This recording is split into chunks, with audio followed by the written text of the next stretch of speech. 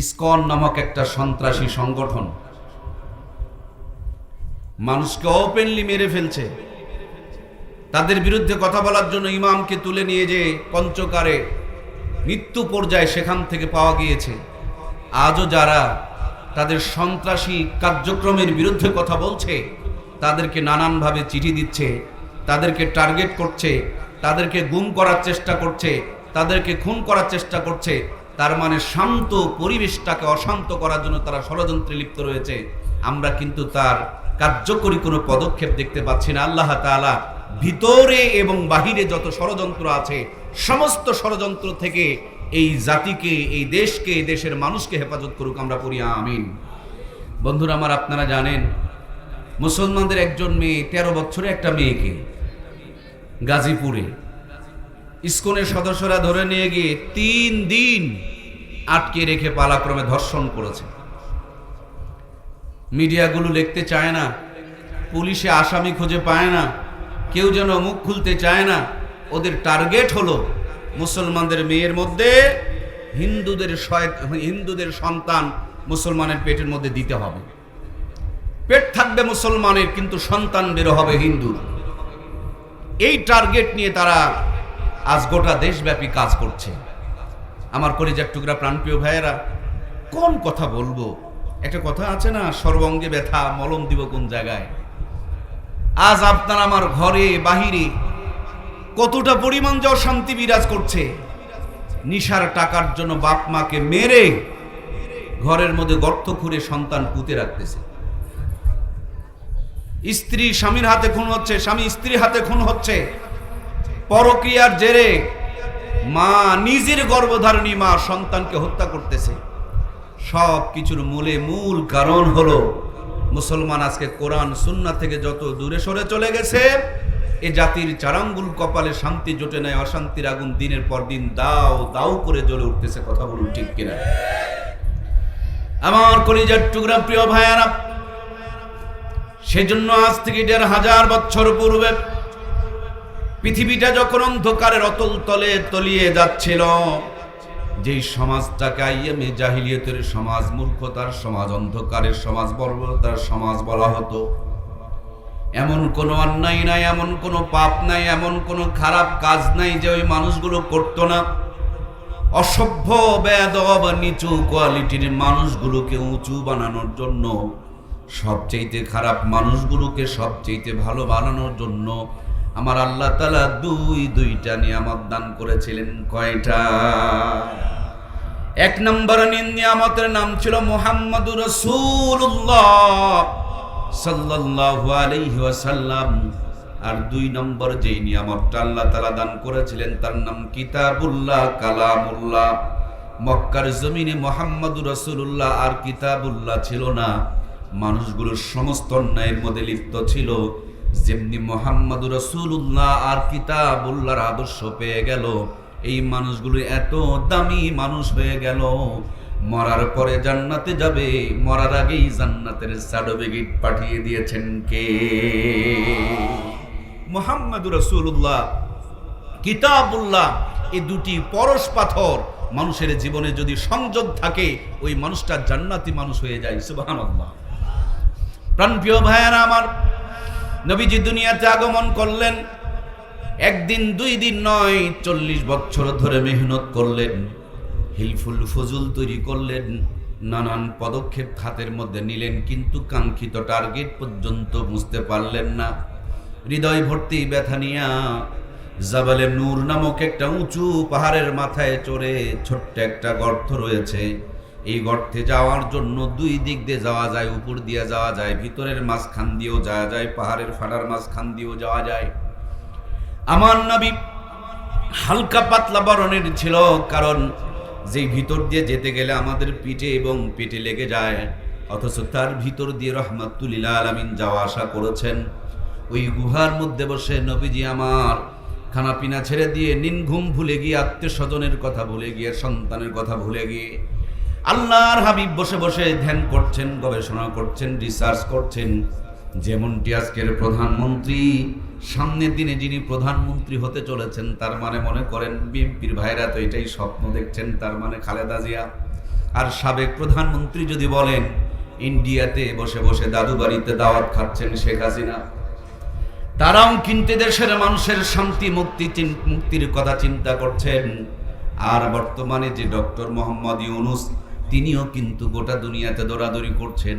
এরা যেমন শান্তির বাণী শোনাতে চায়, শান্তির আশা আপনাকে আমাকে দেখাতে চায়, তার চাইতে বেশি আশা নিয়া মুহাম্মদুর রাসূলুল্লাহ জাবালে নূরে হেরা গুহার মধ্যে ধ্যান করছেন, গবেষণা করছেন, রিসার্চ করছেন, প্ল্যান করছেন কেমনে এই দুনিয়ার মানুষগুলোকে অশান্তির পথ থেকে ফিরায়া শান্তির পথে নিয়ে আসা যায়, জাহান্নাম থেকে ফিরায়া জান্নাতের পথে নিয়ে আসা যায়, কি করে অসভ্য মানুষগুলোকে সভ্য ভদ্র সম্ভ্রান্ত বানানো যায়। নবীজির মতন একজন মানুষ 40 বছর মেহনত করেছেন। নবীর একা চেষ্টা দেয়া যখন শান্তি কল্যাণ সাধিত হয় নাই, নবীজি ছিলেন মুহাম্মদুর রাসূলুল্লাহ। আল্লাহ তাআলা আমার নবীর কাছে দান করলেন কিতাবুল্লাহ। কিতাবুল্লাহ আর মুহাম্মদুর রাসূলুল্লাহ মক্কার জমিনে কালো পাথরের পাহাড়ে যখন লেগে গিয়েছে, আল্লাহর কোরআনের ছোঁয়া পরশ পাথরের ছোঁয়া লাগার সাথে সাথে ওই কালো পাথরের পাহাড়কে আলোর পাহাড় বানিয়ে দিয়েছেন কে? একটা কোরআনুল কারীম দেন ভাইজান, স্টেজে একটা কোরআন দেন। এই কোরআনুল কারীম একটা পরশ পাথর। পরশ পাথর নাম শুনেছেন প্রিয় ভাইয়েরা? এটার কাছে যেটা থাকে সেটা সোনা হয়ে যায়, দামি হয়ে যায়, খাঁটি হয়ে যায়। সুবহানাল্লাহ বলেন। কোরআনুল কারীম এমন একটা পরশ পাথর, আরশে আজিমে ছিল, তার দাম বেড়ে গিয়েছে। এক ফেরেশতা নিয়ে এসেছেন, ফেরেশতার সর্দার বনে গিয়েছে, এক পাথরের পাহাড়ে নাজিল হয়েছে, পাথরের পাহাড় আলোর পাহাড় হয়ে গেছে। সুবহানাল্লাহ বলেন। একটি মুবারক মাসে নাজিল হয়েছে, 11 মাসের সেরা সর্দার হয়ে গিয়েছে। একটি রাত্রে নাজিল হয়েছে লাইলাতুল কদরি খায়রুম মিন আলফি শাহর। এক রাতের মর্যাদাকে আল্লাহ তাআলা 83 বছর 4 মাসের চাইতে বেশি বানিয়ে দিয়েছেন। সুবহানাল্লাহ। তার মানে এই কোরআনুল কারীম যেখানে যেমনে যেভাবে যার সাথে লেগেছে, প্রত্যেকটা জিনিসের শান মান মর্যাদা মর্তবাকে বাড়িয়ে দিয়েছেন কে?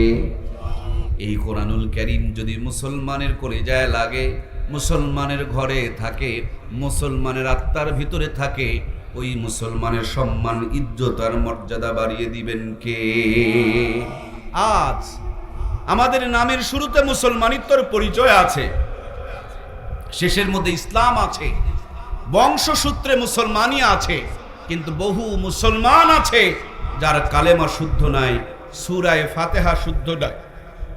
বাংলাদেশে অসংখ্য মুসলমানের ঘর আছে যেই ঘরে কোরআনুল কারীমকে বর্তমানে খুঁজে পাওয়া যায়। কোরআন তো পড়ে না, যারা কোরআন পড়ে তাদেরকে দেখতেও পারে না। এরা আবার সিমটি কেটে ক্রিটিসাইজ করে গান গায়, মনে বড় জালারে পাঞ্জাবিওয়ালা, মুসারু তাসারু মদারু গাজারু দেখে মনে জ্বালা হয় না, ওর নাকি মনে জ্বালা হয় দাড়িওয়ালা টুপিওয়ালা পাঞ্জাবিওয়ালা দেখলে। এই জ্বলনটা জ্বলতো আবু জেহেলের, সুতরাং দাড়ি টুপি পাঞ্জাবিওয়ালা দেখে যদি কারো জ্বলে, বুঝতে হবে এটা মুহাম্মদুর রাসূলুল্লাহর দলে নয়, এটা হলো আবু জেহেলের দলে। কথা বলুন ঠিক কিনা? এই জন্য কলিজার টুকরা প্রিয় ভাইয়েরা, যে আহ্বানটুকু আপনাদেরকে আমি জানাতে চাই, কোরআনুল কারীমের কাছে থাকতে হবে, সাথে থাকতে হবে, পাশে থাকতে হবে, কোরআনুল কারীমকে মহব্বত করতে হবে, কোরআনুল কারীম দিয়ে জীবন সাজাতে হবে। কোরআনুল কারীম যেখানে ছিল, যেখানে লেগেছে, যেখানে এসেছে, প্রত্যেকটা জিনিসের মর্যাদা বেড়ে গিয়েছে। এই কোরআনুল কারীম, এই যে কাগজ আমরা দেখতে পাচ্ছি, এই কাগজ দিয়ে কিন্তু দলিলও লেখা যায়। কোটি টাকার দলিল রাস্তায় যদি পড়ে থাকে, ওই দলিলে মানুষ পা দিয়ে চলে যাবে। আপনার দলিল আমার তুলে নিয়ে বাড়িতে গিয়ে কোনো লাভ নাই, কিন্তু এই কাগজের মধ্যে কোরআনুল কারীমের ছোট্ট একটা আয়াত, শুধু বিসমিল্লাহ যদি লেখা থাকে, কোন মুসলমানের সন্তান কি পা দিতে পারবে?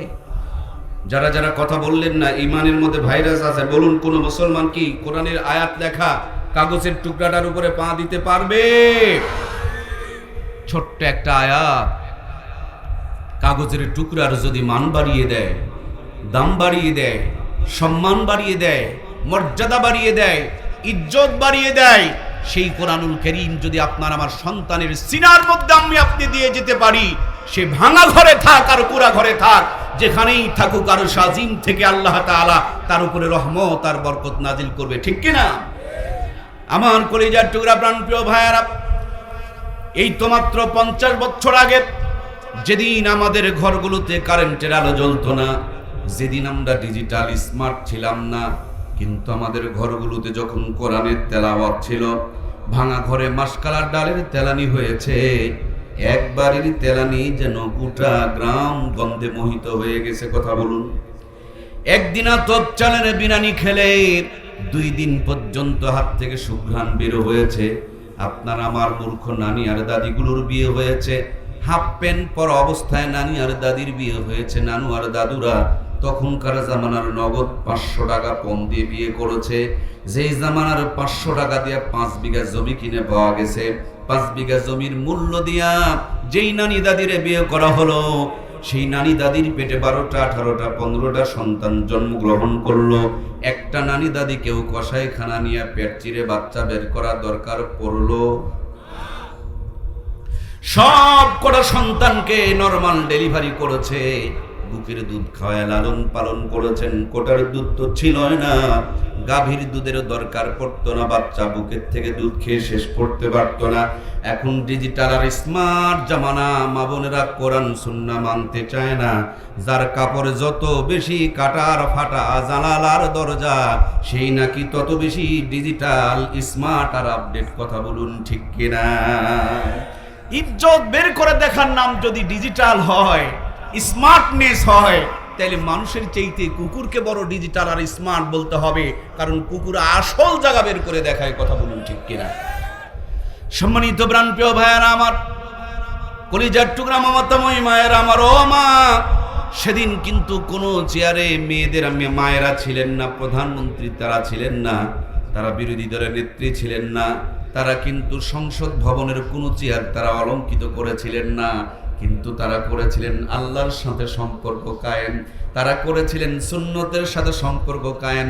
রাত যখন 8টা বেজে যেত, জায়নামাজটুকু বিছায়া চোখের পানিগুলো ছেড়ে দিয়ে রোনাজারি শুরু করে দিত, রব্বানা যালামনা। ওই ভাঙা ঘর আর কুড়া ঘরের মধ্যে রহমত আর বরকত দিয়ে ভরপুর হয়ে যেত। ঠিক কিনা? এখন আমরা দিন যতই যাচ্ছে আধুনিকতা অত্যাধুনিকতার নাম দিয়া ভাঙা ফেলে দিয়েছি, জায়নামাজকে উৎখাত করে দিয়ে জায়নামাজের পরিবর্তে আমরা এখন সোফা সেট আমদানি করেছি। হাতের তসবি কোথায় যে হারিয়ে ফেলে দিয়েছি, রিমোট টিপতে টিপতে রিমোটের বাটনকে আমরা খোয়াই দিয়েছি। হিন্দুরা মন্দির থেকে উলু উলু ধ্বনি দেয়, আর মুসলমানের মা বোনেরা নামাজ বাদ দিয়ে রিমোট টিপা টিপি শুরু করে দেয়।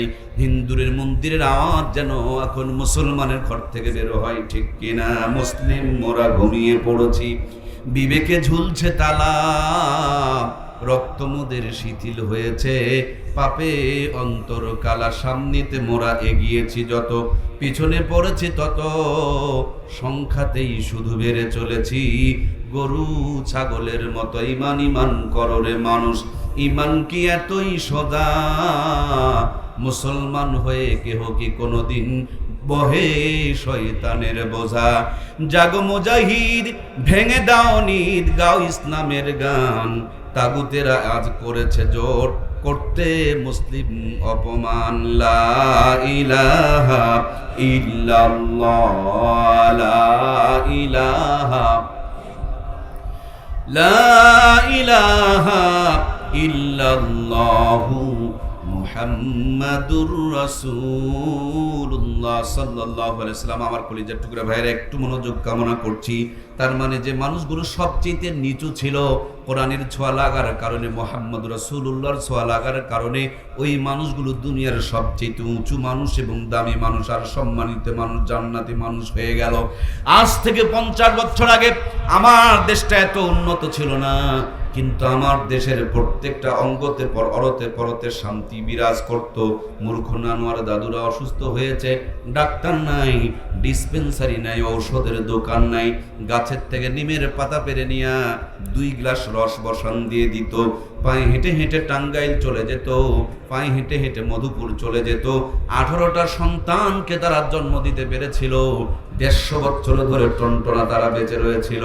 ওই মূর্খ নানু আর দাদুরা যদি 150 বছর বাঁচে, আমরা ডিজিটাল হয়েছি, শিক্ষিত হয়েছি, আধুনিক হয়েছি, স্মার্ট হয়েছি। নানু আর দাদুরা 150 বছর বাঁচলে আমরা কি 300 বছর বাঁচি? বোঝা যাচ্ছে না? যায়? এই ভাই, এই উন্নতি না করলেন কি গো? ওনারা 18 সন্তানের বাপ ছিল, আমরা কি 36 সন্তানের বাপ হতে পারি? তো কই উন্নতি? নিমের পাতার রস খেয়ে 150 বছর টনটনা বেঁচে ছিল, আমরা অ্যান্টিবায়োটিক খেয়ে কি 300 বছর বাঁচি? ওই উন্নতি। জমিনের মধ্যে সার দেওয়া হয়েছে, ইউরিয়া দেওয়া হয়েছে, এই জন্য জমিনের ধানের স্বাদ নাই, ডালের স্বাদ নাই, চালের স্বাদ নাই, পুকুরের মাছের স্বাদ নাই। কিন্তু আমাকে একটু বলুন তো, এ আপনার আমার এই যে নদী যেটা আমরা পার হয়ে আসলাম, বড় নদীর নাম কি? যমুনা নদী না? যমুনা নদীতে সার বিষ দেওয়া হয়, তো ওই মাছের কেন স্বাদ নাই? আমার কলিজার টুকরা ভাইয়ারা, শুধু স্বাদ মাছে থাকে না, শুধু স্বাদ খাবারে থাকে না, স্বাদ জিহ্বার মধ্যে থাকে। যেই জিহ্বায় সত্য কথা উচ্চারিত হয়, যেই সব জিহ্বা হালাল খায়, যেই জিহ্বা হকের কথা বলে, ওই জিহ্বার মধ্যে জান্নাতি স্বাদ পয়দা করে দিবেন কে? আজ আমরা ঘুমের বড়ি খাচ্ছি, তারপরও ঘুম ধরতে চায় না। আর আগেকার মানুষদের কোনো টেনশন ছিল না, মানুষ 120 বছরে মারা যাচ্ছে, তারপর মাথার চুলগুলো তাদের কাঁচা ছিল। কারণ তাদের চুল কাঁচা থাকার পিছনে কারণ হলো ওদের সমাজে এত এনজিও, এত কিস্তি, এত গ্রামীণ ব্যাংক ঠেঙ্গা মারা আসা, সবুজ সংঘের নাম দিয়া সুদ ঘুষের জমজমাট ব্যবসা ছিল না। কথা বলুন ঠিক কিনা? আজ আমরা সুখী হওয়ার জন্য এই ব্যাংক থেকে ওই ব্যাংক, সেই ব্যাংক থেকে ওই ব্যাংক, এই করতে করতে কিস্তি তুলতে তুলতে মাথায় যতগুলো চুল, তার চাইতে বেশি ঋণ করে বসে আছে। এই ঋণের চিন্তা করতে করতে এখন চোখ বসে যায়, হাড় দুর্বল হয়ে যায়, মাথার চুলগুলো পেকে যায়। এই জন্য কলিজার টুকরা প্রিয় ভাইয়েরা, আমি আপনাদেরকে যে মেসেজটুকু দিতে চাই, দুনিয়া আখেরাতে শান্তিতে যদি থাকতে চায়, মানুষের মন গড়া বুদ্ধি দিয়ে শান্তিতে থাকা সম্ভব নয়।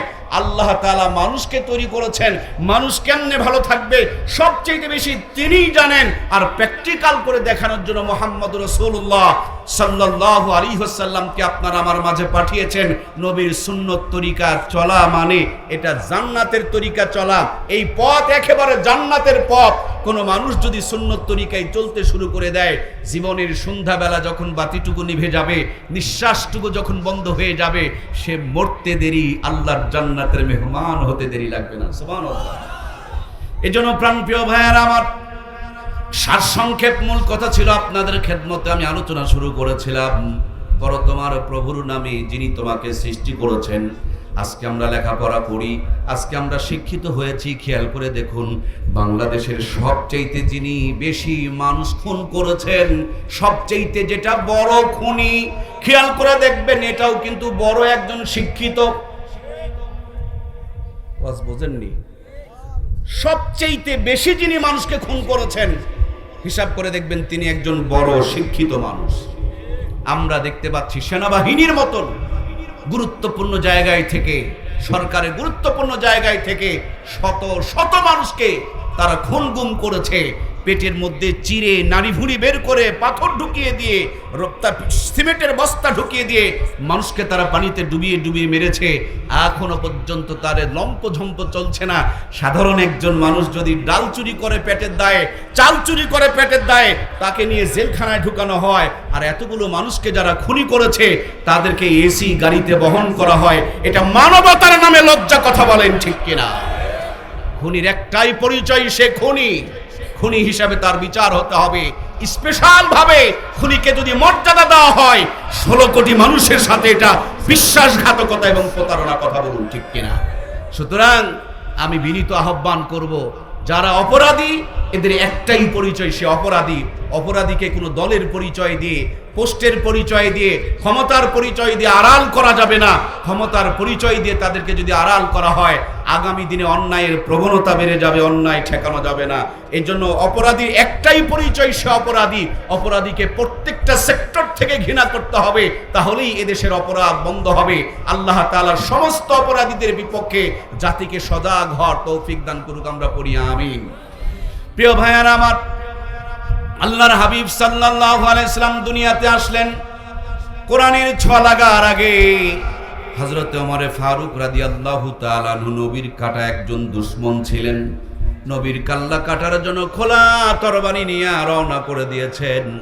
যেমনি কোরআনের ছোঁয়া লেগে গিয়েছে, কোরআনুল কারীমের সান্নিধ্যে চলে এসেছে, হযরত ওমর ফারুকের মতন শক্ত দিলওয়ালা মানুষটা কোরআনের সহবতে আসার কারণে জান্নাতে মানুষ হয়ে গিয়েছে। মরার পরে জান্নাতে যাবে, মরার আগেই জান্নাতের সার্টিফিকেট পাঠিয়েছেন কে? সুতরাং আমি আপনাকে আহ্বান করতে চাই, আপনিও কোরআনের সাথে আসেন, কোরআনের পাশে আসেন, কোরআনের কাছে আসেন। আপনি আপনার সন্তানকে কি বানাবেন বানান, আমার আপত্তি নাই, কিন্তু প্রথম কথা হলো সন্তানকে আগে ইমানদার বানান, নইলে আগামী দিনে মহা বিপদ অপেক্ষা করছে, ঠিক কিনা?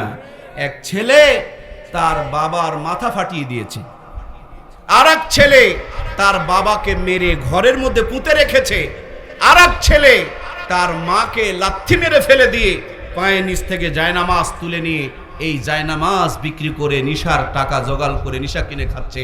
আমার ভাইয়েরা, তিনজন ছেলের মধ্যে থেকে এই ছেলেগুলো দায়ী না ছেলের বাপ মা দায়ী? তিন চারজন বললেন কেন? বাকিরা কি মনে করেন ছেলেগুলো দায়ী না বাপ মা দায়ী? কেন? সন্তানকে সন্তান বানাতে পারে নাই, সন্তান শয়তান হয়ে গেছে। কথা বলুন ঠিক কিনা? এই বাবার মা সন্তানকে যদি সন্তান বানাতে পারত, বাপ মার সাথে খারাপ আচরণ তো দূরের কথা, শব্দ উচ্চারণ করে এরকম কোন আচরণ তারা করতো না। কথা বলুন ঠিক কিনা?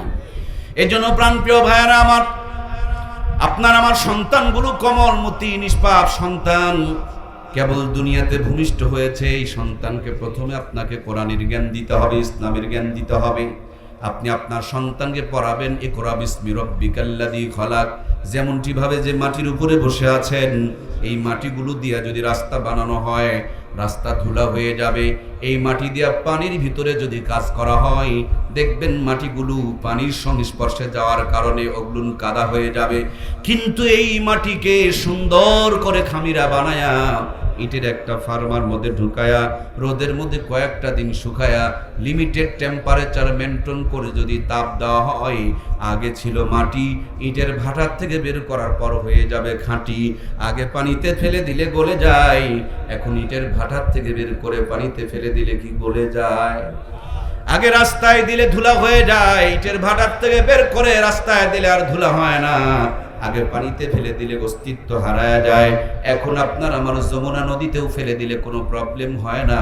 তেমনি আমি আপনাকে বলতে চাই, গরুর পেট থেকে জন্ম নিলে গরু হয়, ছাগলের পেট থেকে জন্ম নিলে ছাগল হয়, কিন্তু মানুষের পেট থেকে জন্ম নিলে মানুষ নয়। অনেক মানুষ মানুষের মতন দেখা যায়, কিন্তু সত্যিকারে তারা মানুষ নয়। এই মানুষই যদি হতো, 13 বছরের মেয়েটাকে ধর্ষণ তারা কেমন করে নিয়ে যেয়ে করতো? এই মানুষই যদি হতো, এতগুলো মানুষকে তারা কেমনে গুম করলো, খুন করলো, এতগুলো মানুষকে তারা কেমনে অপহরণ করলো, এতগুলো মানুষকে কেমন করে তারা ব্রাশ ফায়ার করলো। এরা যদিও মানুষের মতন দেখা যায়, কিন্তু সত্যিকারে তারা মানুষ হতে পারে নাই। প্রকৃত মানুষ যদি বানাতে হয়, মানুষ বানানোর ফ্যাক্টরি এই কোরআনের ফার্মাই আমাদের সন্তানগুলোকে দেওয়ার দরকার আছে না নাই?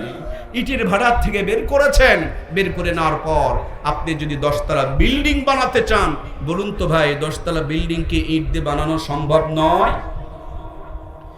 আমি আসার সময় দেখলাম আপনাদের এই রাস্তার মাঝে কি সুন্দর করে সোলিং করে রেখে দিয়েছেন। আগামী দিনে আপনারা পাকা রাস্তা বানাবেন, এর মূল উপাদান কিন্তু ইট, ইটের গোড়ার মধ্যে কিন্তু মাটি। ওই মাটি দিলে বর্ষার দিনে চলা যাবে না, কিন্তু সেই মাটিকে একটু মেহনত করে যদি খাঁটি বানানো যায়, এই মাটি দিলে আর রাস্তার মধ্যে কোনো কাদা পানি জমবে না। তেমনি আমি বলতে চাই, আপনার সন্তানকে পথ ভ্রষ্ট হওয়ার থেকে যদি বাঁচাইতে চান, জাহান্নাম থেকে যদি বাঁচাইতে চান, ফিতনা ফাসাদ থেকে যদি বাঁচাইতে চান, নাস্তিকতার ভাইরাস থেকে যদি বাঁচাইতে চান, মুরতাদের ভাইরাস থেকে যদি বাঁচাইতে চান, ইসলাম বিদ্বেষী হওয়ার থেকে যদি বাঁচাইতে চান, আপনার আমার সন্তানগুলোকে প্রথমে কোরআনের ফার্মায় ঢুকায়া ইমানদার বানানোর দরকার আছে না নাই? আমার এই ছোট্ট কথাটুকু কে কে বুঝতে পেরেছি? 2খানা হাত তুলে আমার আল্লাহকে দেখাবো। লিল্লাহে তাকবীর। হাতগুলো এভাবে একটু নাড়া দেন। আর শাজিম থেকে আমার রব দেখছেন, আলো বাতাস সাক্ষী হয়ে থাকতেছে। আপনারা যদি কাফনের কাপড় নিয়ে আসেন, আমি আপনাদের কাফনের কাপড়ে লিখে দেব এই কথাটুকু যদি বুঝে থাকেন আর আমল করেন, ইনশাআল্লাহ জান্নাতে যাবেন, কোনো সন্দেহ নয়। আল্লাহ এই কথার উপরে আমাদের আমল করা তৌফিক দান করুক, আমরা পড়ি আমিন। আমার কলিজার টুকরা ভাইয়েরা, তাহলে আমার ছেলে যদি হয় তিনটা ছেলের মধ্যে থেকে দুইটাকে দিব কেজি, ক্যাডেট, কিন্ডারগার্টেনে, আর একটাকে দিব মাদ্রাসায়। এই মাদ্রাসার কন্ট্রাক্টর ওগুলোকে ধরে জান্নাতে নিয়ে চলে যাবে। এটার নাম ইসলাম নয়। কারণ 3 ছেলেই যখন বিয়ে করবে 3 জনের উপরেই গোসল ফরজ হবে। হবে কি না? জোরে বলেন, হবে কি না? এখন যেটাকে মাদ্রাসায় দিয়েছি সে তো গোসলের ফরজ জানে, আর যেই দুইটাকে দেওয়া হয় নাই সেই দুইটা তো গোসলের ফরজ জানে না। সুতরাং একজন গোসল করলে 3 জন পবিত্র হয়ে যাবে। বোঝা যাচ্ছে না? সবগুলোকে ইমানদার বানান, এরপরে একটা ডাক্তার বানান, একটা মাস্টার বানান, একজন ইঞ্জিনিয়ার বানান, আর একজন মন্ত্রী বানান, নো প্রবলেম। কিন্তু প্রথম কথা হলো আগে ইমানদার বানান। ইমানদার বানান। ও মুসলমান, 10 তলা বিল্ডিং যখন বানাও সব 1 নম্বর ইট লাগাও। আর সন্তানের বেলায় কেন 1 নম্বর, 2 নম্বর, 3 নম্বর তৈরি করো? সবগুলোকে 1 নম্বর ইমানদার তৈরি করতে হবে এই মাদ্রাসায় কোরআনের ফ্যাক্টরিতে দিয়ে, ঠিক কিনা? সম্মানিত প্রাণপ্রিয় ভাইয়েরা আমার, আপনি যদি আপনার সন্তানকে কোরআনের ফরমায়ে দিতে না পারেন, আপনি বানাবেন ডাক্তার, মাঝে মাঝে হয়ে যাবে ডাক্তার আবার বাটপার। হাসপাতালে বসলে পারে অনেক ডাক্তার চোখে দেখে না, কলমে লেখে না, মুখে কথা বলতে পারে না। ওই ডাক্তারটা যখন বৈকাল বেলা প্রাইভেট ক্লিনিকে বসে 500 টাকা ভিজিট পেলে আব্বা আব্বা বলে ডাকে, দেখেই বুঝে ফেলে দিয়েছে লোকটার সত্যি জ্বর হয়েছে, না পার স্টেশন খেলেই তার ভালো হয়ে যাবে।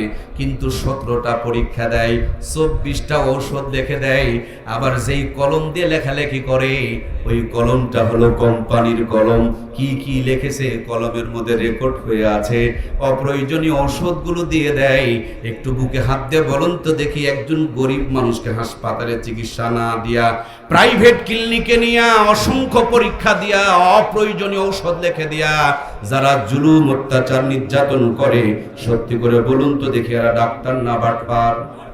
যারা যারা কথা বললেন না তাদের কিন্তু প্যারালাইসিস হওয়ার আলামত। হক কথা যারা বলবেন না এদের জবানের লংজিভিটি হবে না।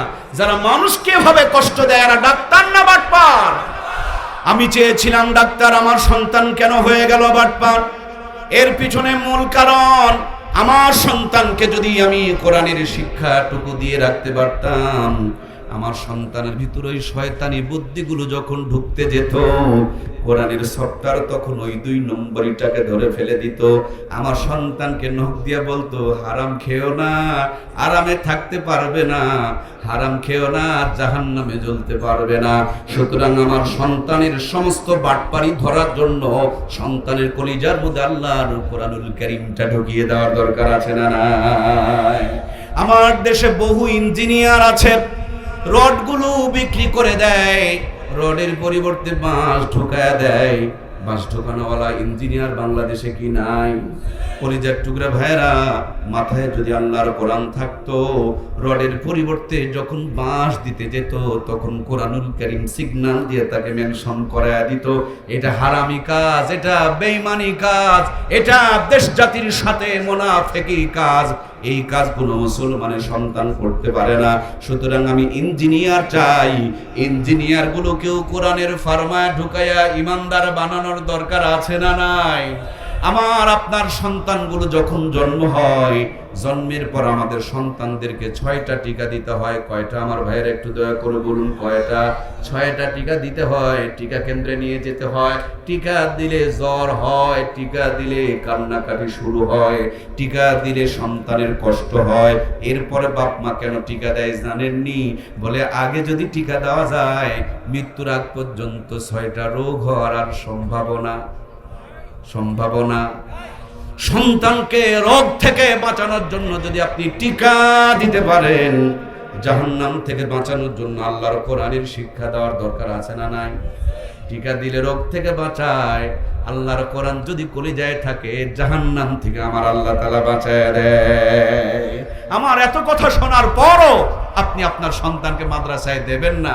আপনি হিসাব করছেন যে হুজুররা তো ডান বাম দিয়ে কামাই করতে পারে না, বড় বিল্ডিং এর মালিক হতে পারে না, বেশি গাড়ি কিনতে পারে না। আমি আপনাকে চ্যালেঞ্জ করে বলি, বাড়ি গাড়িতে টাকা পয়সাতে শান্তি নাই, শান্তি শুধুমাত্র কেবলমাত্র একমাত্র কোরআন সুন্নাহর পথ আর মতের মধ্যে আছে, এছাড়া কোথাও শান্তি। আমেরিকা বলছেন পৃথিবীর মোড়ল নিজেদেরকে ভাবে, অথচ সে দেশের মানুষ অশান্তির কারণে 100টা মানুষের মধ্যে 27টা মানুষ আত্মহত্যা করে। 100-র মধ্যে কত পার্সেন্ট? 27% আত্মহত্যা করে অশান্তির কারণে। আমার দেশে 1% মানুষ আত্মহত্যা করে না, আলহামদুলিল্লাহ বলেন। এটা হলো কোরআনের ছোঁয়া। যাদেরকে শান্তির মডেল মনে করছেন, এরা 24 থেকে 25% মেয়ে বাবা কর্তৃক ধর্ষিতা হয়। যাদেরকে শান্তির মডেল মনে করছেন, 20 থেকে 21% ছেলে এবং সময়ের মধ্যে তাদের মধ্যে জেনা ব্যভিচার হয়। সুতরাং এরা কোনোদিন আমাদের জন্য শান্তির মডেল হতে পারে না। শান্তির মডেল কোথায়? জান্নাতের মডেল কোথায়? আর জাহান্নামের মডেল কোথায়? এই গোপালপুরেই আপনার আমার জান্নাত আর জাহান্নামের মডেল আছে। এই টাঙ্গাইল শহরের ভিতরে কিন্তু জান্নাত আর জাহান্নামের মডেল আছে। জান্নাতকে যদি দেখতে চান, মরার পরে দেখা লাগবে না, মরার আগেই কিন্তু জান্নাতের নমুনা দেখা যায়, জাহান্নামের নমুনা দেখা যায়। জান্নাত আর জাহান্নামের নমুনা কি মরার আগে আপনারা দেখতে চান? কারা কারা চাই? দুইটা হাত তুলে একটু আমার আল্লাহরে দেখায়, লিল্লাহে তাকবীর। এই মরার আগেই জান্নাত আর জাহান্নামের নমুনা দেখানো হবে ইনশাআল্লাহ। আমাদেরকে ধৈর্য সহকারে কথাগুলো বোঝার তৌফিক দান করুক, আমরা পড়ি আমিন। দুইটি মানুষ আমাকে দেবেন, আপনাকে আমি জান্নাত আর জাহান্নামের নমুনা দেখাবো। 1 নম্বর একটা মানুষ দিবেন, পুরা টাঙ্গাইল জেলার সবচেয়ে বড় সুদখোর, ঘুষখোর, হারামখোর, এক কথায় সবচেয়ে বড় একটা হারামখোর আমাকে দিবেন।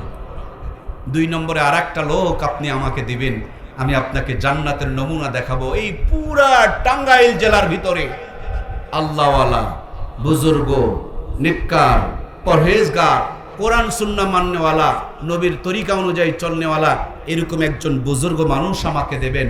এই বুজুর্গ মানুষটার ঘরে একটা সিসি ক্যামেরা লাগান, আর টাঙ্গাইলের সবচেয়ে বড় হারামখোরটার ঘরে আর একটা সিসি ক্যামেরা লাগান।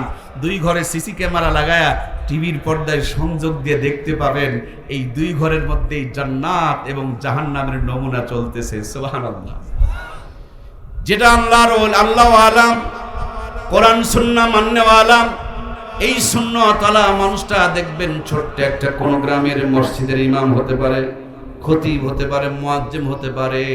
30 দিন 30 বাড়িতে 30 রকম হাতে 30 রকম স্বাদে 30 দিন 30 ঘর থেকে তার জন্য জান্নাতি খাবার চলে আসতেছে। আগে গরুর গোশতের দাম কম ছিল, তখনও ইমাম সাহেব খেতেন। এখনো গরুর গোশতের দাম বেড়ে গিয়েছে, তারপরে ইমাম সাহেব খায়। একজনের জন্য খাবার পাঠায় দেয়, তারপরে 3 জন খেয়ে শেষ হয় না। এটা হলো জান্নাতের নমুনা। যারা খায় খায় করে তাদের পেটের ভুঁড়ি বেড়ে যায়, 2টা রুটির উপরে খাওয়ার কোনো ক্ষমতা নাই, না খাইতেই পেটের মধ্যে ভুডুর বাডুর শুরু হয়ে যায়। আর ইমাম সমানে 3 প্লেট বসায়া দিয়া না ভরপুর ছিল। আজ যতটা আধুনিকতার নাম দিয়া কোরআন সুন্নাহ থেকে যত দূরে সরে চলে গিয়েছি, আমাদের জীবনটাতে তত যেন অশান্তি আর পেরেশানি নেমে আসতেছে। এই জন্য দুনিয়া আখিরাতকে যদি সুন্দর করতে হয়, এই কোরআন সুন্নাহর সাথে আপনার আমার জীবনের সম্পর্ক থাকার দরকার আছে না নাই? খেয়াল করে দেখবেন আপনাদের ডানে বামে পাওয়ার হাউস আছে, কারেন্টের পাওয়ার হাউস আছে না ভাই? ওখান থেকে একটা করে তার আপনাদের ঘরে চলে এসেছে। ওই পাওয়ার হাউসের কারেন্টগুলো এসে আপনাদের ঘরে আলো জ্বলে, আপনাদের ফ্যান চলে, আপনাদের এসি চলে, আপনাদের ফ্রিজ চলে।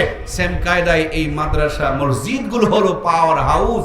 ফজরের সময়, তাহাজ্জুদের সময় এই ছোট্ট ছোট্ট নিষ্পাপ মাসুম বাচ্চাগুলো যখন আল্লাহর কাছে সেজদা দিয়ে রোনাজারি করে, কচি কণ্ঠে কোরআনের তেলাওয়াত করে, এখান থেকে রহমত হয় আর গোটা এলাকার মধ্যে ছড়িয়ে যায়। এই মাদ্রাসা মসজিদগুলোকে কি আমাদের মহব্বত করা দরকার আছে না নাই?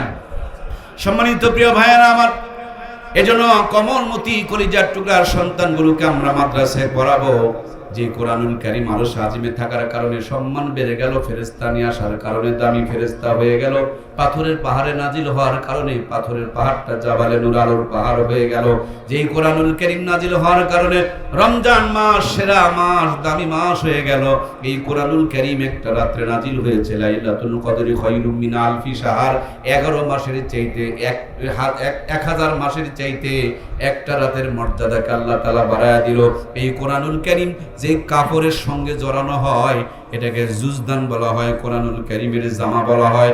যদিও এটা মাঝে মাঝে ময়লা দেখা যায়, কিন্তু কোন মানুষ যদি বুঝতে পারে এটা কোরআনুল কারীমের গায়ের কাপড়, এটা জুজদান, কোন মুসলমান কি তার উপরে পা দিতে পারে? জমিনে পড়ে থাকলে তুলে নিয়ে চুমা খাবে, সামান্য একটা কাপড়ের দাম বাড়ায় দেয়, কাগজের দাম বাড়ায় দেয়।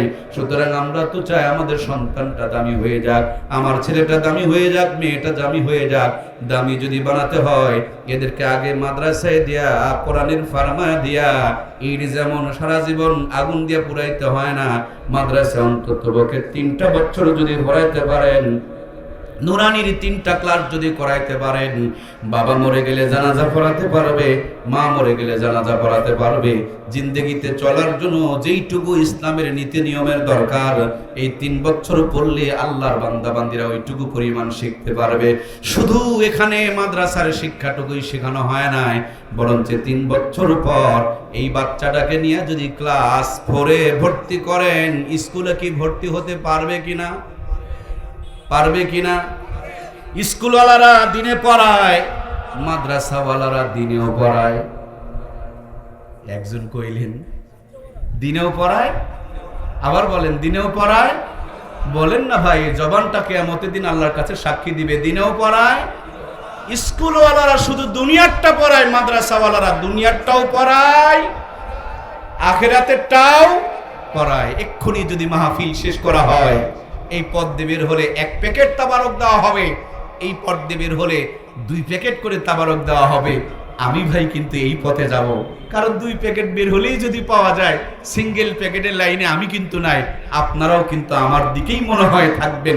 তাবারক খাওয়ার পর বেলায় যেদিক দিয়ে 2 প্যাকেট পাওয়া যাবে সেই দিকে রওনা করলেন, আর শিক্ষার বেলায়, জীবন গঠন করার বেলায় শুধু দুনিয়ার দিকে কেন রওনা করলেন, আখিরাতকে কেন বাদ দিলেন? কিয়ামতের দিন এই প্রশ্নের উত্তর দেওয়া ছাড়া 1 কদম সামনে কিন্তু পা দেওয়া যাবে না, ঠিক কিনা?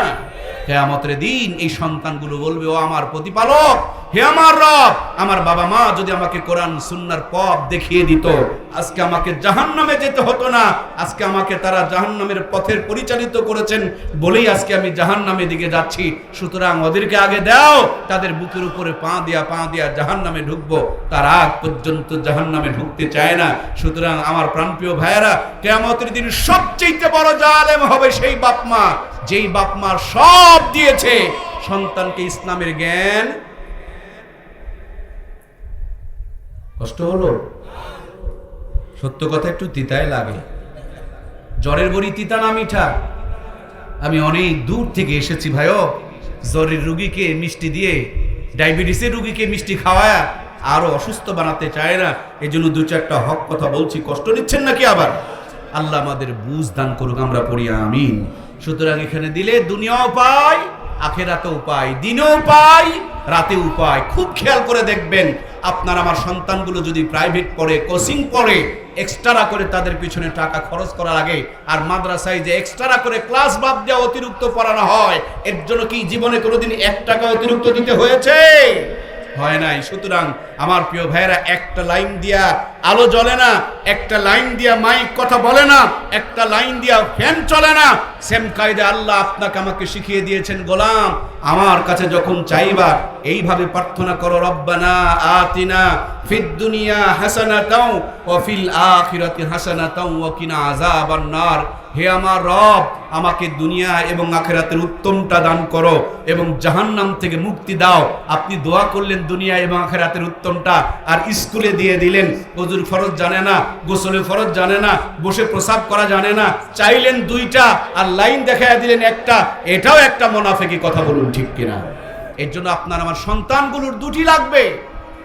আমার দেশের বড় একজন দার্শনিক, ইসলামিক স্কলার আল্লামা হাফিজ হুজুর রহমাতুল্লাহি আলাইহি বলেছেন, ধর্মহীন কর্মশিক্ষা আর কর্মহীন ধর্ম শিক্ষা, দুটিই হলো জাতির জন্য অভিশাপ।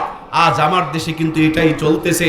আমার দুই ছেলে যদি থাকে, একটাকে হুজুর বানায়া দিলাম, আর একটাকে খেজুর বানায়া দিলাম। হুজুর হুজুরের লাইনে, খেজুর খেজুরের লাইনে, কোনোটার সাথে কোনোটার সংযোগ নাই। অথচ আল্লাহর কথা এইটা নয়। আল্লাহর কথা বলছেন, একই লাইটে দুইটা তার লাগাও, একটা লাল তার আর একটা কালো তার লাগাও। এইটাতে লাল তার, ওইটাতে যদি কালো তার লাগানো হয়, বলুন তো ভাই, আলো জ্বলবে? আর একটু জোরে বলেন, আলো কি জ্বলবে? আজ বাংলাদেশের মানুষ তার লাগাইছে ওইটা, একটাকে হুজুর আর একটাকে খেজুর। দুইটাকেই হুজুর খেজুরের সংমিশ্রণ দাও, দুইটাকেই দুনিয়া আখিরাত দুটাই দাও। দুনিয়াতেও তাকে থাকতে হবে, চলতে হবে, নেতৃত্ব দিতে হবে, লিডারি করতে হবে। ফকন্নিগিরি করে চললে চলবে না। একজন খালি বাইতুল মুকাদ্দাসের, বাইতুল মুকাররমের খতিব হওয়ার স্বপ্ন দেখবেন, শুধু বাইতুল মুকাররমের খতিব কেউ হতে পারবে না।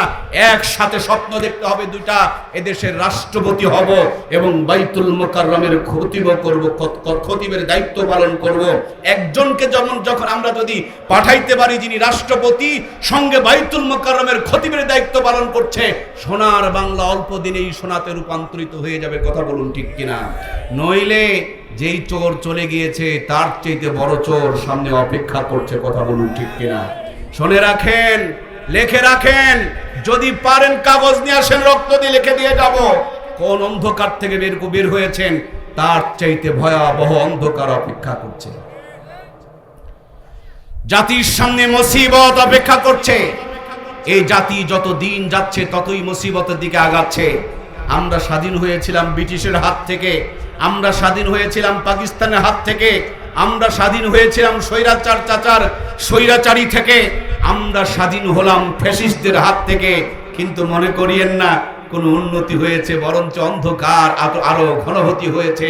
আমাদের সামনে বিপদ আরো সন্নিকটবর্তী হয়েছে। এই প্রত্যেকটা চেয়ারে কোরআন সুন্নাহর আদর্শের আদর্শবান, দুনিয়া আখিরাতের আলোকিত মানুষকে যদি আমরা বসাইতে পারি, আর গম চুরি হবে না, কম্বল চুরি হবে না, টেন্ডারবাজি হবে না, চাঁদাবাজি হবে না, দুর্নীতি হবে না, খুন ধর্ষণ হবে না, প্রত্যেকটা জায়গাতে শান্তি ফিরে আসবে। কথা বলুন ঠিক কিনা? আজ যারা দেশ পরিচালনা করছে, আগামী দিন কিন্তু তারা থাকবে না। আগামী দিন এদেশ পরিচালনা করবে আপনার আমার কলিজার টুকরা সন্তানগুলোকে। এই জন্য এই সন্তানগুলোকে প্রথমে ইমানদার বানায় নাও, এরপরে ডাক্তার, মাস্টার, ইঞ্জিনিয়ার, এমপি, মন্ত্রী, রাষ্ট্রপতি বানাও। সে কম্বল চুরি করবে না, গম চুরি করবে না, দেশের এত ক্ষতি হবে না। কথা বলুন ঠিক কিনা?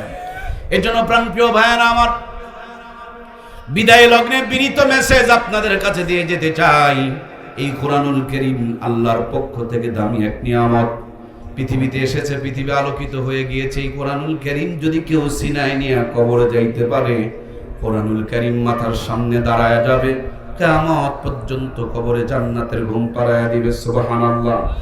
অল্প কিছুদিন আগে কুড়িগ্রাম নামক উত্তরবঙ্গে একটা জায়গা আছে, আমরা বন্যা দুর্গতদের ওলামায়ে কেরামের পক্ষ থেকে ত্রাণ দিতে গেলাম।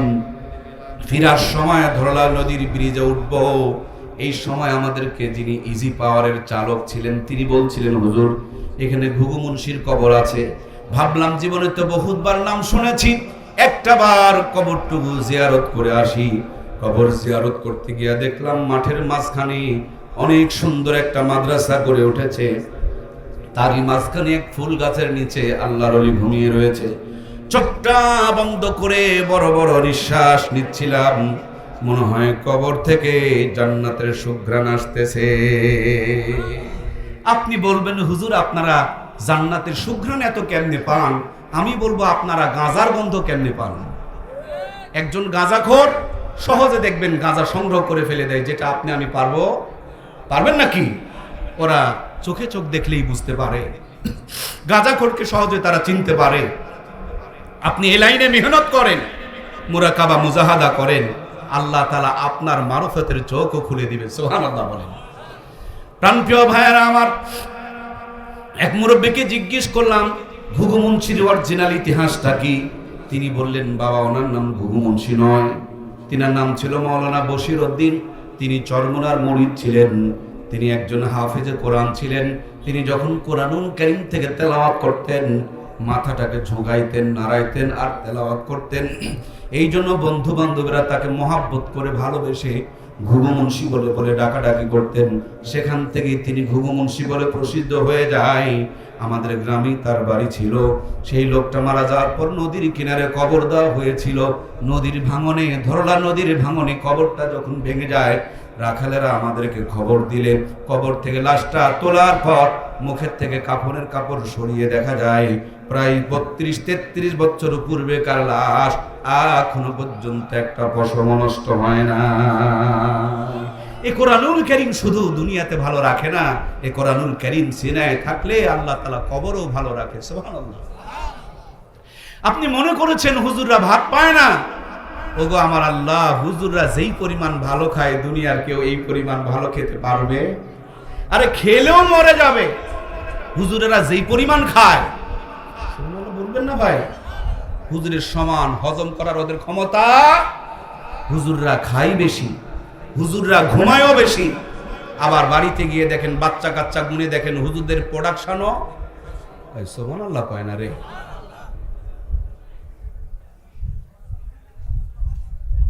মোল্লার সমান খেতে পারবে? ঘুম পাড়া পারবে? বাচ্চা গুনে দেখেন, বাড়িতে গেলেই আব্বা আব্বা বলে 1 ঘন্টা ডাকাডাকি করতেছে। যেটাই বলেন দিন শেষে কোরআন আলাদের প্রতি আল্লাহর পক্ষ থেকে একটা রহমত আর বরকত আছে। সুবহানাল্লাহ। এক বেচারীকে জিজ্ঞেস করা হলো, বলো তো ভাই শান্তি কোন জায়গায়? সে বলছে আমার জানা মতে সব শান্তি হলো পায়খানায়। কোন জায়গায়? কি করবো কাম, টয়লেটে আবার শান্তি কেমনে ঢুকলো? উনি বলেন আমি পেট রোগা, বাথরুম ক্লিয়ার না হলে পৃথিবীর কোনো কিছু আমার কাছে ভালো লাগে। এই জন্য পেট ঠিক তো জগৎ ঠিক, পেটে গন্ডগোল গোটাই দুনিয়ায় গন্ডগোল। আলেমদের খবর নিয়ে দেখেন, ওরা যেই পরিমাণে রেহাবার সার্জেল খোঁজাখুঁজি করে, আলেমদের এত খোঁজাও লাগে না। 3 প্লেটের নিচে প্লেটও কখনো পরিষ্কার রাখে না, ঠিক কিনা? 3 প্লেট খায়, তাও চেটে মুছে খায়, আবার বাথরুমে যায়, তাতেও কোনো পেরেশানি নাই। মানে এদিক দিয়েও আল্লাহ তাআলা তাদেরকে একটা সুখে রেখেছেন। ঘুমের বেলাতে গিয়ে দেখবেন বালিশের নিচে কোনো ঘুমের বড়ি পাওয়া যায় না, বেশি থেকে বেশি তসবিহ পাওয়া যায়। তসবিহ আমার আল্লাহরে ডাকে, জান্নাতের ঘুম আল্লাহ তাআলা পাঠায় দেয়। ফজর পর্যন্ত নাক ডেকে ডেকে ঘুমায়।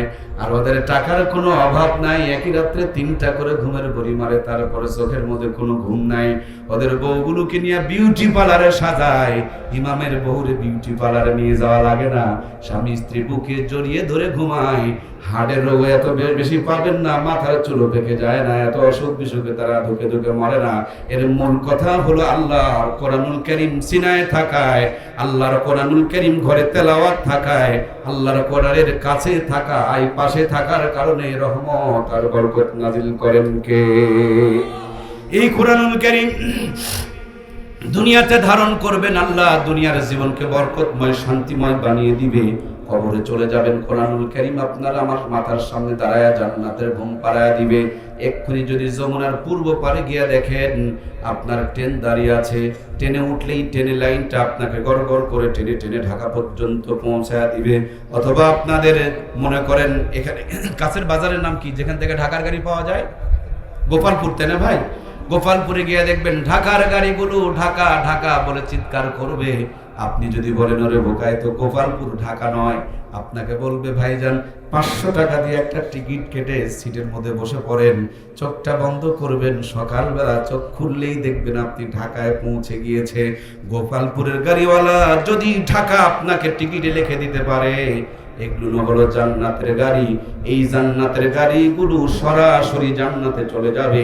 এই জান্নাতের গাড়িতে যারা টিকিট কাটবে, দুনিয়ার 60-70 বছরের জিন্দেগি পাড়ি দেওয়ার পর এই জান্নাতের গাড়ি তাদেরকে জান্নাতে পৌঁছায়া দিবে, তারপরে তারা ধ্বংস হবে। এর আগে আল্লাহ তাআলা হিসাবের দপ্তর খুলবে না। এই জান্নাতের গাড়ির সাথে সম্পর্ক রেখে আমাদেরকে জান্নাতে যাওয়ার টিকিট কাটার দরকার আছে না? না, এখানে আপনি সম্পৃক্ত থাকলেই এটা জান্নাত থেকে এসেছে, এটা জান্নাতের গাড়ি। দেখুন না, ট্রেনের এক একটা সেটআপ আছে, এক একটা গাড়ির এক একটা সেটআপ আছে। সবার পোশাকগুলো এক মতন, সবার টাইগুলো এক মতন, সবার পায়জামাগুলো এক মতন। তেমনি জান্নাতের সেটআপ একটা আছে। জান্নাতের সেটআপ মুহাম্মদুর রাসূলুল্লাহ ছিল আমাদের আদর্শ। তিনি দাড়িওয়ালা, এই মাদ্রাসার পুরা স্টাফ তারাও দাড়িওয়ালা। তিনি টুপিওয়ালা, এরাও টুপিওয়ালা, তিনি জুব্বাওয়ালা, পাগড়িওয়ালা, পাঞ্জাবিওয়ালা, এরাও জুব্বাওয়ালা, পাগড়িওয়ালা, পাঞ্জাবিওয়ালা। এই মানুষগুলো জান্নাতের পথের মানুষ। সুতরাং এদের সাথে যদি আমরা থাকতে পারি, আমাদেরকে আল্লাহ তাআলা জান্নাতে নিবেন কিনা? সম্মানিত প্রিয় ভাইয়েরা আমার, একটু আমার দিকে খেয়াল করলে দেখতে পারবেন আতরের কোটা আছে কি? আতরের বোতল আছে কারো কাছে? আতরের বোতল কারো কাছে আছে? কারো পকেটে আছে নাকি? আতরের একটা বোতল দেখান আমার, কে দেখাইতে পারবেন? আতর, এই যে আতরের সাথে কি ছিল? মোবাইল ছিল। আপনি একটু দাঁড়ান, দেখেন দেখেন, এখানে ভাইটার কাছে দেখেন, ওখান থেকেই দেখানো হবে। একটু হাত দুটো উঁচু করেন। এই আতর আর মোবাইলটার মধ্যে নাক লাগায় দেখেন, সেখান থেকে আতরের গন্ধ পাওয়া যাবে কিনা? আতরের বোতলের কাছে থাকার কারণে যদি মোবাইল থেকে সুঘ্রাণ পাওয়া যায়, এই জান্নাতি মানুষ আলেম ওলামার সাথে থাকলে আমরাও ইনশাআল্লাহ জান্নাতে যাব ইনশাআল্লাহ। আল্লাহর হাবিব সাল্লাল্লাহু আলাইহি ওয়াসাল্লাম বলেছেন যে যার সাথে দুনিয়াতে সম্পর্ক রাখবে তার সাথে হাসর নসর হবে। ওগো আল্লাহ, আমরা কোরআনের পরিবেশে, কোরআনের মজলিসে ওলামায়ে কেরামের সাথে, নায়েবে নবীদের সাথে রয়েছি। আল্লাহ তাদের সঙ্গে আমাদেরকে জান্নাতে কবুল করুক। আমরা সবাই পড়ি আল্লাহুম্মা আমিন। আমার কলিজার টুকরা প্রাণপ্রিয় ভাইয়েরা, আগামী দিনে আবার আপনাদের খেদমতে কথা হবে। আল্লাহ তাবারক তাআলা আমাকে 16 বার পবিত্র হজে নিয়েছেন, শতাধিকবার আল্লাহ তাআলা উমরায় নিয়েছেন। আবারও ইনশাআল্লাহ রমজানে যাব, হজের সফরে যাব। আপনাদের জন্য প্রাণ ভরে দোয়া করব। এই মাদ্রাসা, মসজিদ, গোরস্থান, এই আয়োজন সবার জন্য যেন আল্লাহ নাজাতের জরিয়া বানিয়ে দেয়। আমরা পড়ি আমিন। আমার ভাইয়েরা, আপনাদের মাদ্রাসা, মসজিদের, মাদ্রাসার কাজ চলছে না হযরত? মাদ্রাসার কাজ চলতেছে। আমি গুনাহগার, আমার সাথে একটু হাত লাগায় শরীক হয়ে যদি আপনারা 1 বস্তা, 2 বস্তা, 5 বস্তা করে সিমেন্ট দিতেন, একটু নগদে বাকিতে অংশগ্রহণ করতেন।